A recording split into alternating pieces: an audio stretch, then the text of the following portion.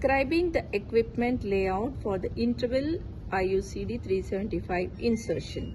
Here again we need two speculum. If you are doing for an interval procedure, we need a medium or a small size. Generally we don't require a large size speculum as we need in post placental insertion.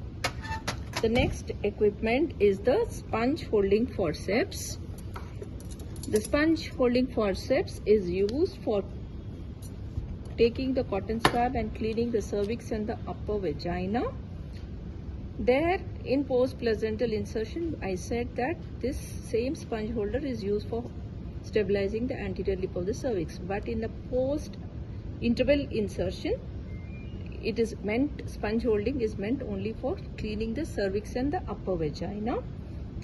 As I said, the used swab will go into the yellow bin, and all the used equipment should be fully open like this and immerse fully in 0.5% chlorine solution for 10 minutes. The next instrument would be the valsalem forceps. This is used to stabilize the anterior lip of the cervix, and a single click should be used. The next instrument is the uterine sound to measure the uterocervical length, because it has graduations in inches on one side, centimeters on the other side.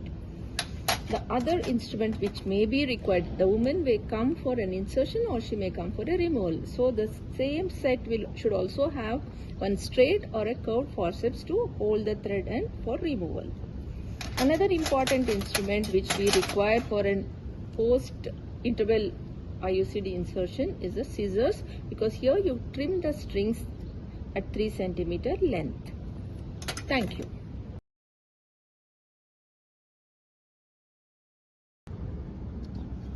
The speculum is in position to retract the posterior vaginal wall. Can I request you, Dr.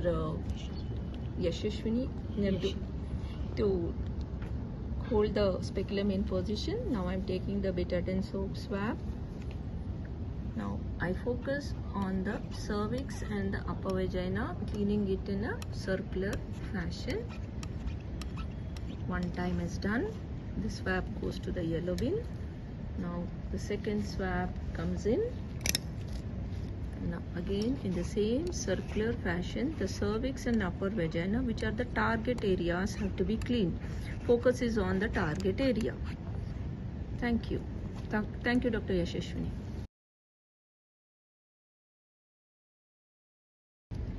Having cleaned the cervix and upper vagina, now with the help of the valsalem, I am holding the anterior lip of the cervix in a single click. Thank you.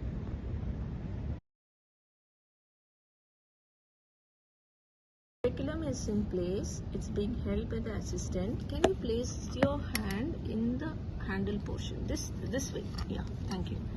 The anterior lip of the cervix is stabilized with the valsalem. Single click. Having determined the position of the uterus to be anteverted, the tip of the uterine sound is going up. So gently passing the uterine sound through the internal os, and then I am proceeding forwards till I get resistance, that is the point where I touch the fundus. Thank you.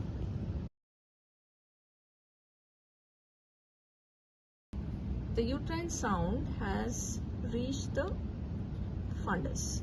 That is the point where I got the resistance, and then I stopped it. So that's important. Now we'll have to measure by placing the index finger at the level of the external os and gently try to remove the uterine sound. Thank you. In this particular case, the uterocervical canal length from the tip to my index finger is 4 inches. Thank you.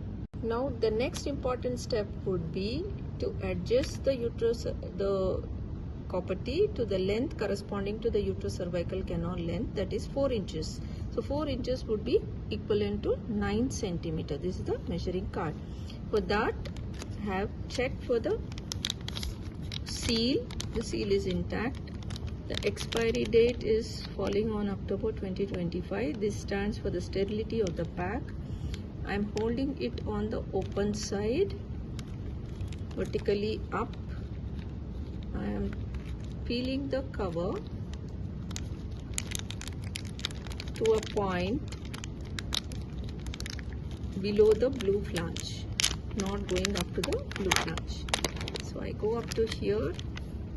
Now I place it on the sterile surface. Now what I do is, because I'll have to adjust this copperty to the uterocervical canal length, and in this particular case it is 9 centimeter. So I bring the blue flange to this number. The upper edge of the blue flange is brought to the 9 number, stabilizing the blue flange and pushing it forward so that it gets adjusted to 0. So now this length corresponds to the uterocervical canal length. Thank you.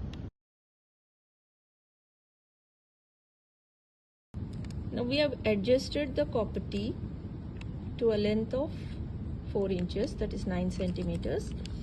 Now this is the threads of the copperty which are beyond the plunger insert tube. There is no plunger rod here, there is a insert tube. I am winding it, turning it around my finger, stabilizing it. Yeah.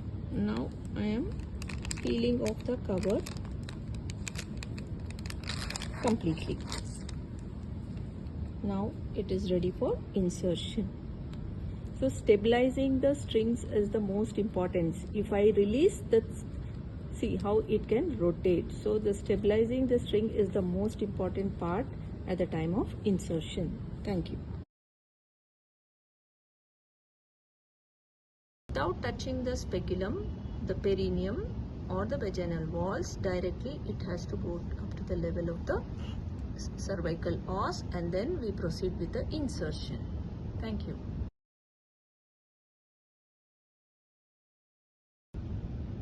Now I am proceeding with the insertion of 375. Dr. Yashila, can you just stabilize the pulsillum? Thank you. I'm just proceeding. The blue flange now is touching the external os. That's why in the no touch technique we'll have to take care while even opening the pack. It should not be exposed. The blue flange should not be exposed, and till blue flange is the no touch area.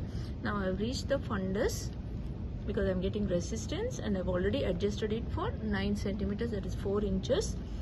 And you can see how I'm stabilizing the strings so that it will not get rotated.